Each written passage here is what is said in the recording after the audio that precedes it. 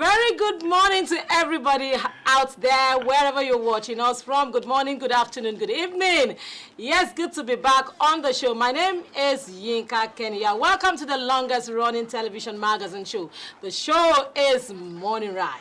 And this morning we have a lot of beautiful packages lined up for you, for your enjoyment. You know that we are your weekend starters, and we come here to inform you, to educate you, and also to entertain you. Having all the parts of your body functioning well is a very great privilege. But those that are challenged, what about them? How do we deal with them? The society, do we even remember them as a society, as a government? Are they remembered? Well, we have a lot of people living with disabilities in our midst. Some of them were born like that, but some of them were not born like that. It happened maybe due to accident or medical condition. Well, we have someone with us in the studio. When we return, he will be here with us. He will be talking about empowering and including this set of people into the society so that they can also belong and they will not feel shortchanged. Don't go anywhere. We'll be right back. Like I said, even the society, they shortchange consciously or unconsciously, also shortchange this set of people we are talking about.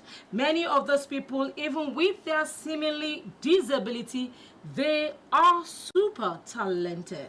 Unfortunately, many are not even given a chance to prove themselves. Today, we will be looking at the ways at which those with physical challenges can be empowered and better placed in the society. We are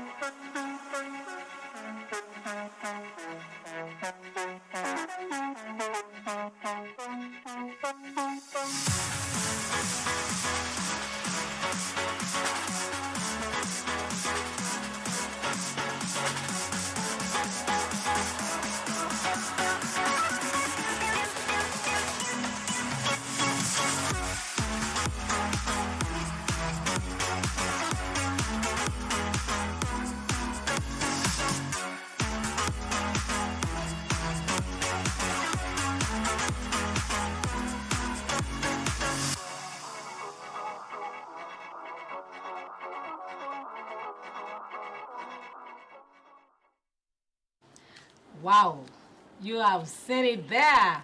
His name is Dairo Oluwadamilare Jamiu, but he's popularly called Dairo. He's the General Manager, Lagos State Office of Disability Agency, LASODA. Good morning. Good morning, madam. Thanks for having me. Thanks for having me. Yeah, good morning, Mr. Dairo. Good morning, sir. Yeah, good to have you with us. Good to be here. Yeah. And I must say you look good. Oh, thank you. That's a good one. You know, if that is coming from a woman, you can take that to the bank. Yes. But it's part of the advocacy. Yeah, that's yes, right. yes. And so let's start from there. Talking about, we can see that even you as a person, you are physically challenged. Definitely. Let's talk about what the acceptance is in the society.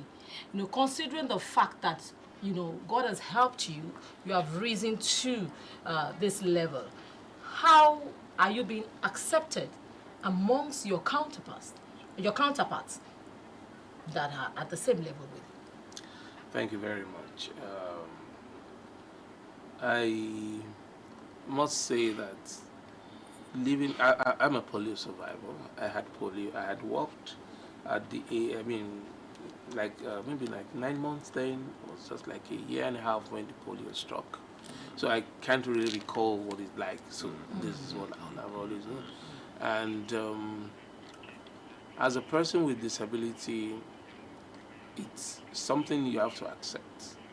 First, you have to accept yourself, and then because if you can't accept yourself, if you're still living in denial, then you're defeated already.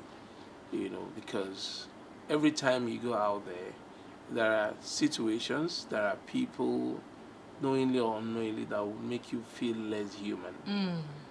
You know, imagine, you know, as an adult and everything, you still have to be carried up some flight of stairs like a sack of potato.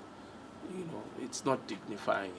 You know, and imagine you're well dressed, you want to go give a speech, and you get there, there's no lift, there's no stairway, so they have to carry you. You know, and let me share an incident. I recall, you know, from close inside when way back when there was this issue in Anambra, and they had to bring Prof. Of blessed memory, Chino Achebe. Okay. You know, one of the places they were supposed to meet, to have a meeting, there was no staircase, and the man insisted he wasn't going to be carried like a sack of potato. And from there, he went back to the abroad before he died. You know, so you can imagine how, you know, as a person with disability, so you have to face up to the reality of what you're going to face in society. So it starts with you. Even me, I remember just a couple of weeks ago at Jumat service, somebody came to me. He said, "Yeah, I appreciate you," and you know, and he gave me, I think, 2,000 naira. You know, yeah, I like your spirit. You know. So how did that make you feel? Well, I used to feel angry about it. Well, I mean, that was 2,000 naira. That should have appreciated.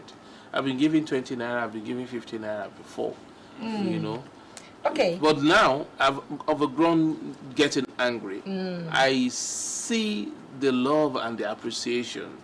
More. You see it on the side of, love, and appreciation. So it's more of how you see it as a person. You understand, you know, but because every day there are other people with disability that reinforce that beggarly stereotype that people ascribe to persons with disability.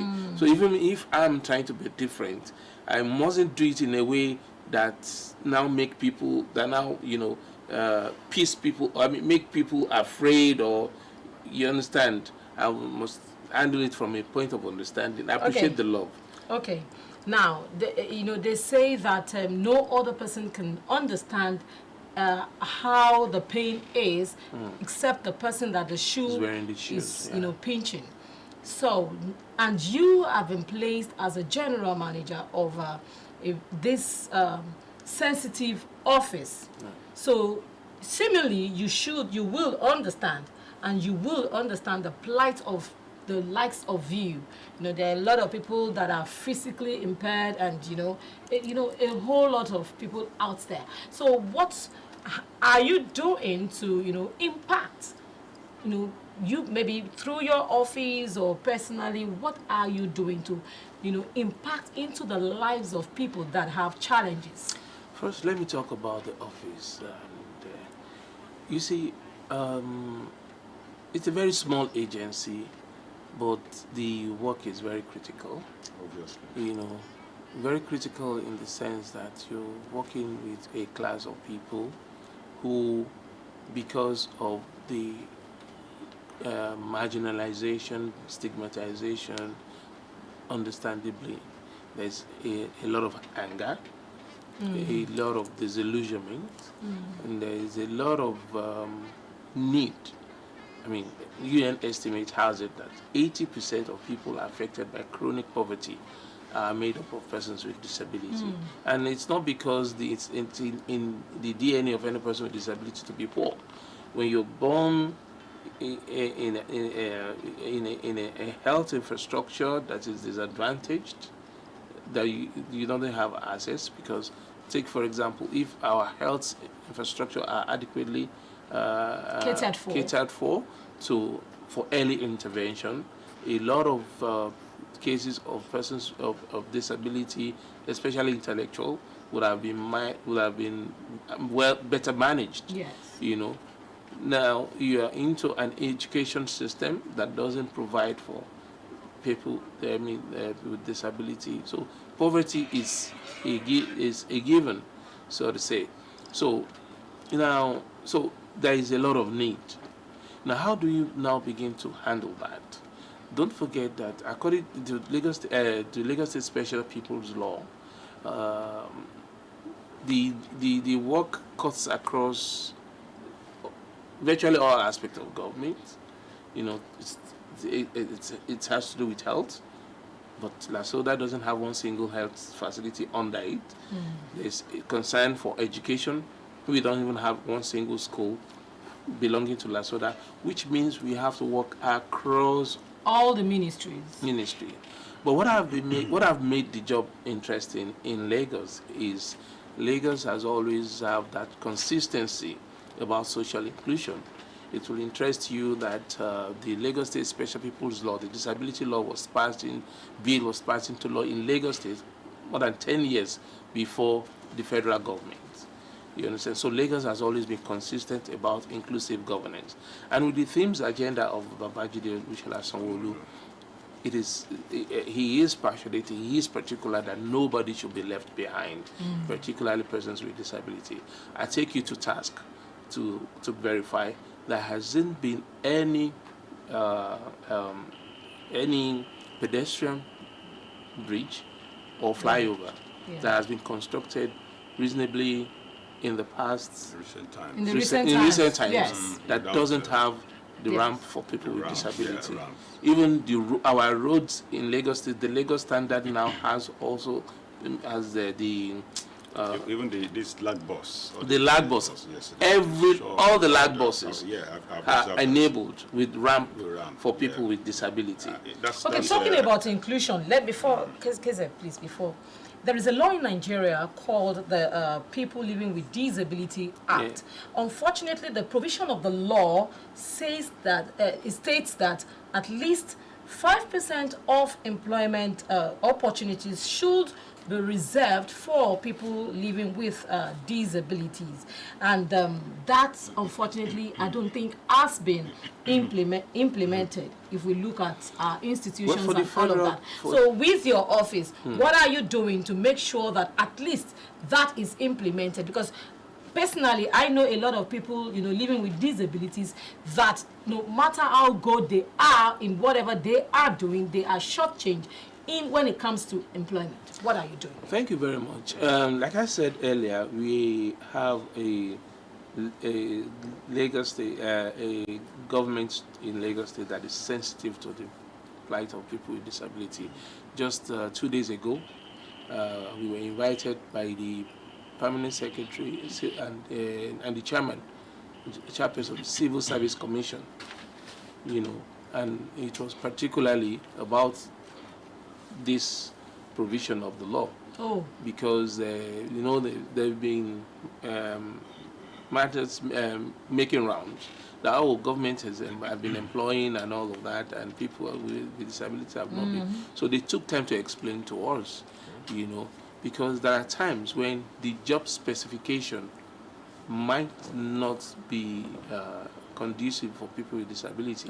For example, the Lagos State Fire Service. It's being revamped, So, and the cadre of people that were needed, persons with disability will not fit into that, But aside of that, we've also had meeting with Local Government Service Commission recently, to bring them to speed on that provision of the law.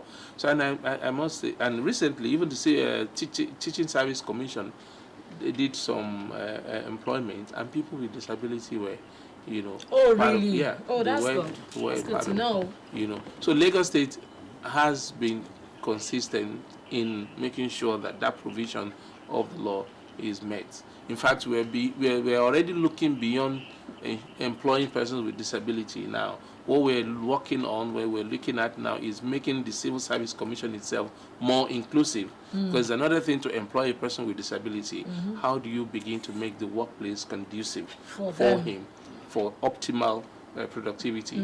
So that's what we're even beginning to look at now. But for ensuring that that quota is met, that is a given as far as Lagos State is concerned. Okay, interesting. We're talking more about Lagos State because of the proactiveness of Lagos State when it comes to issue of people living with disability. But certainly we know that this cut across the nation. Across the nation. Yes. So yeah, we can. It's good we can use Lagos State as a case in point here. But then let's try to widen the scope a little.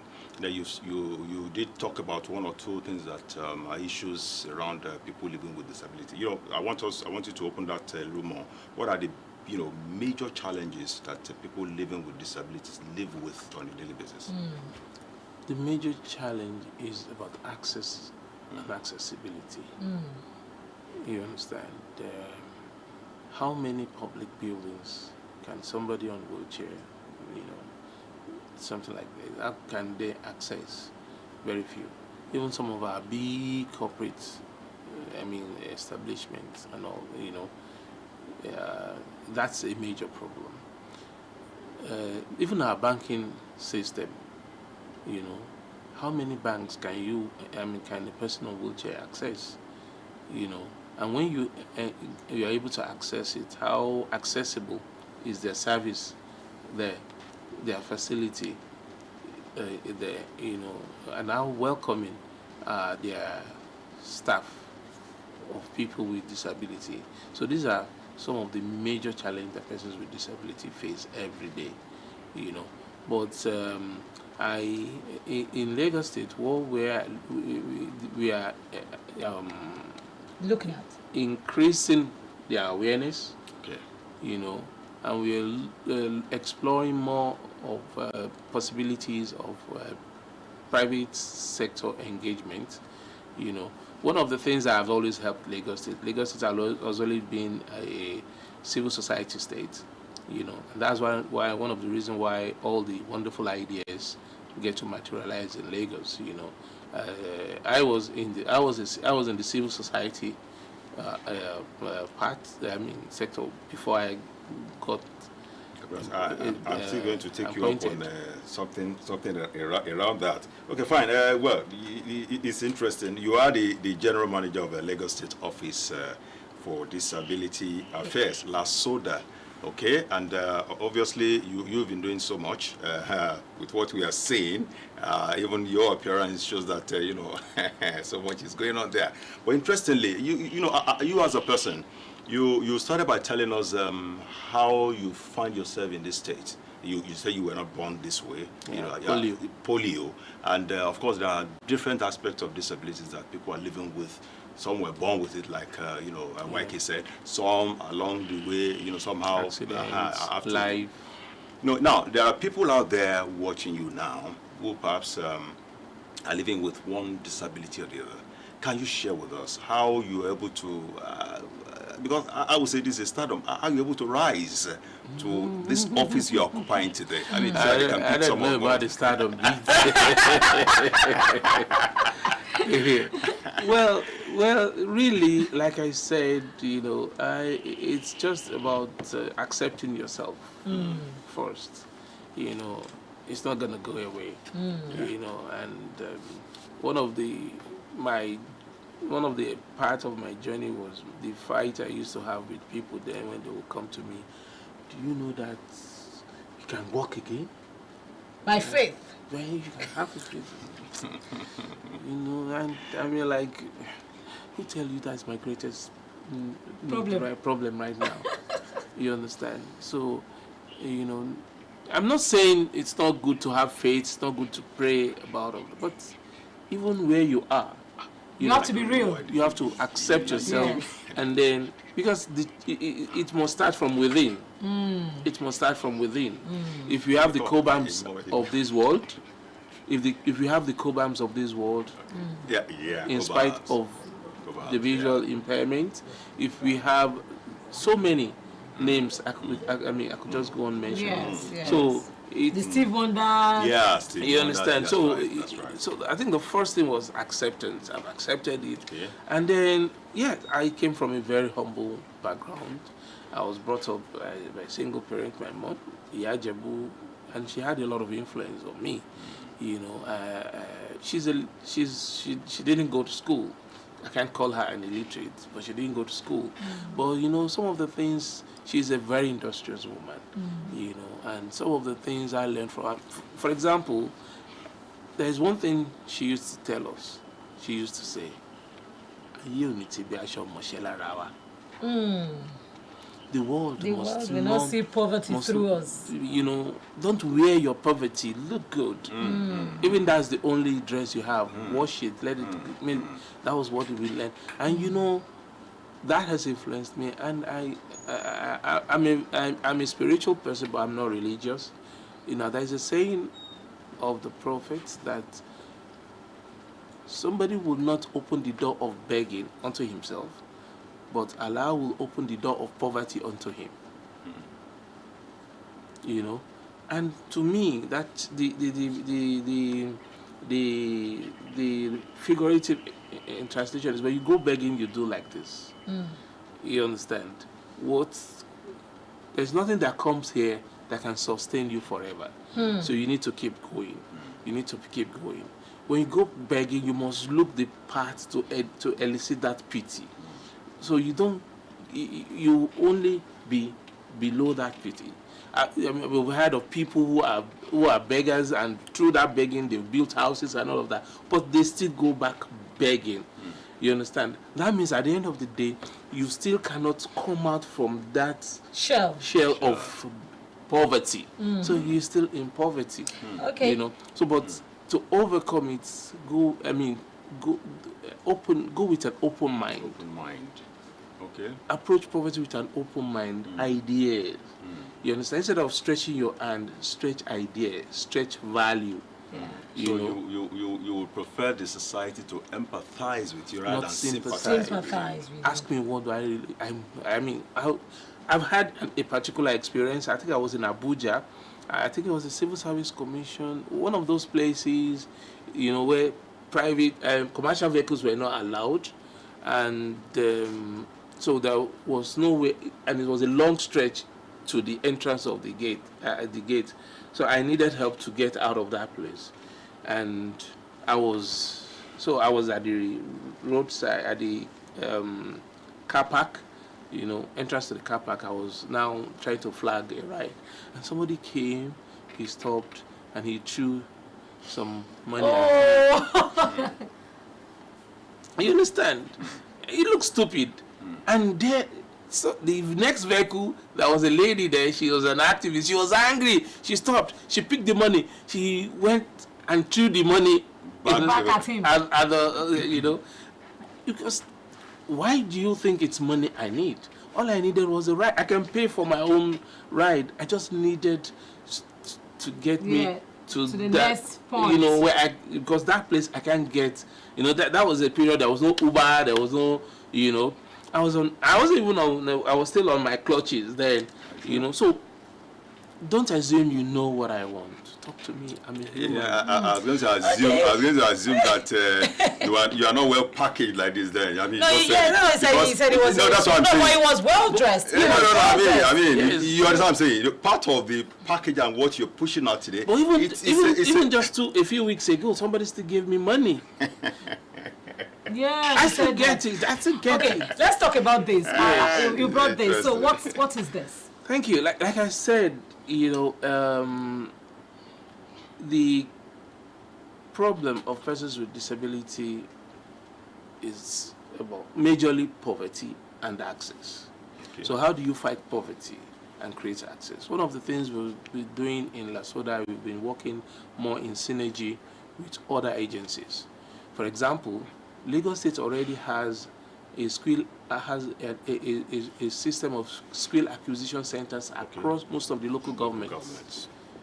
You know, so what we are now doing is to work with the ministry WAPA to make those centers inclusive for people with disability, so that we LASODA don't need to do trainings apart for them, because we're talking about social inclusion.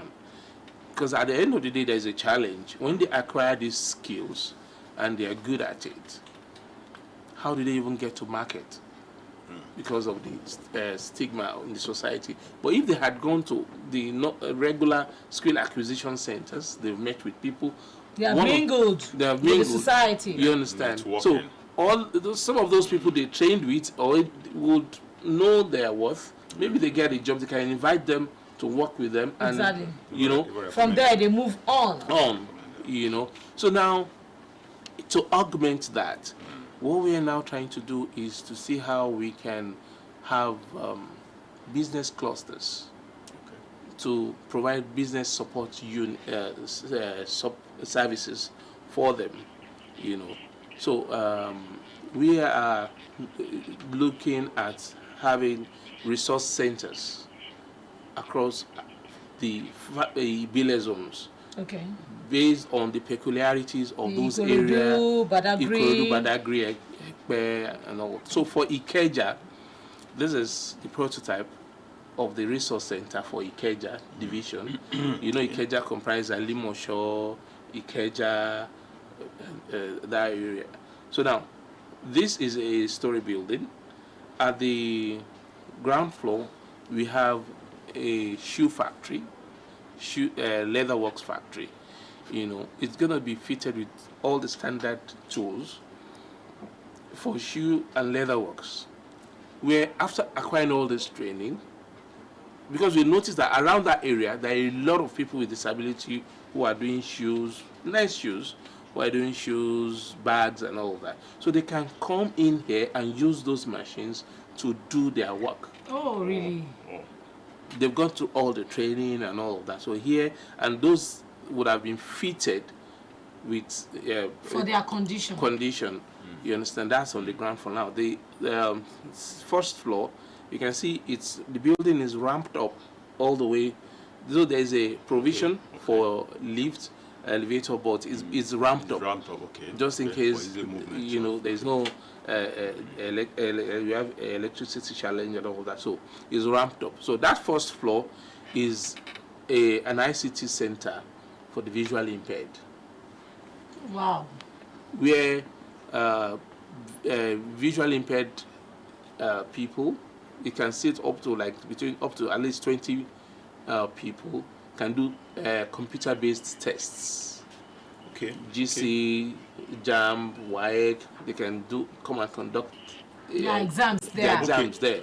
You know, and they get training on ICT there. And it's also gonna have a Braille center where schools, our inclusive school, can bring their. It's like a one-stop, center. It's a resource center. So the first floor caters for the blind.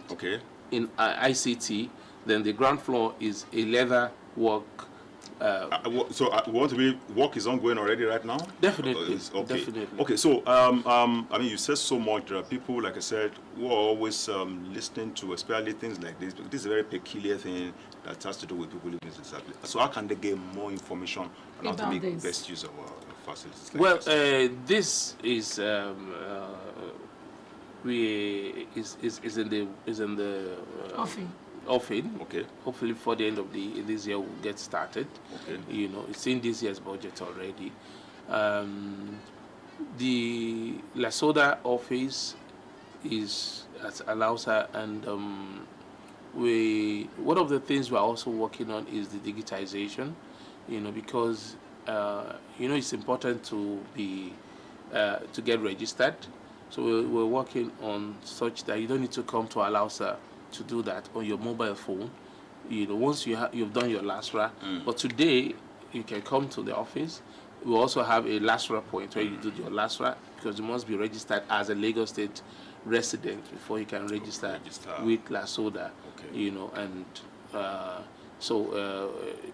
the info, like I said, also we're going to be doing more media awareness for the disability law and the works of the agency. Okay. YK, we have to wind down now. So you have to wind down. So winding down this segment. Yes, a lot of people living with disability. I would like you to just answer this in about 10 seconds. Living with disabilities, a lot of them, they do not have the opportunity even to go to school. You go down to Ikeja on the bridge, you see them there and all of that. These also, they are part of the society. Are you thinking about including those that are down below the cable? Well, in 10 seconds. Yes, the inclusive schools are there, and there are plans to, have more. But don't forget that Lagos has a high influx of beggars every day. As government is making efforts to take them off the streets, get them engaged, more are still coming. Well, we really have to, honestly, we really have to appreciate Lagos State for its proactiveness, especially in something that has to do very peculiar with people living with disability. They're part of the society, and we really appreciate what Lagos State government is doing in, seeing to their affairs. So, I want to thank you, Mr. Dairo Oluwadamilaro-Jamiu, the General Manager, Lagos State Office for Disabilities Affairs. Thank you so much for your time with us today on Morning Ride. Thank you very much. And I hope sometime you will come back to tell us more about this when these are started functioning. We will be glad to come back here and tell you more, because a lot more are still coming up. All right. Thank you. Okay, just a little kindness can make a great difference in the life of somebody. Till we come your way, same time, same station, same show next week. I remain Yinka Kenny.